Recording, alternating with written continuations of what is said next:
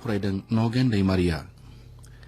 गिबि मन्त्रि सर्बानन्द सन'वाला फोसावदों दि गंसे मैला गैयै उदां आबहावानि आसाम सोरजिनो थाखाय लाखानाय थांखि बादि खम समनि गेजेरावनो हादोरसानि गंफ्रोमबो जिल्लायाव कम्प्रेस नेचारेल गेस सुंदयै CNG नि मिरु गायसननाय जासिगोन।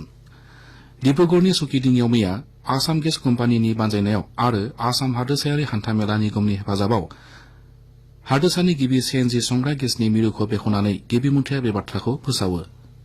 बिथाङा गावनि बिबुंथिनि गेजेरजों बुंबावोदि हान्थामेलानि गुबुन गुबुन बायदि मटर गारिनिफ्राय ओंखारनाय उखुन्दैफ्रा आबहावाखौ गाज्रि खालामनायनिफ्राय रैखाथि होनो थाखाय बे CNG गेसखौ हादोरसायाव बाहायनो लानाय जादों। लोगोसे गोदान लाइमोन सेंग्रा सिख्लाफोरखौ बे गेसखौ बाहायनानै गोग्गो आबहावा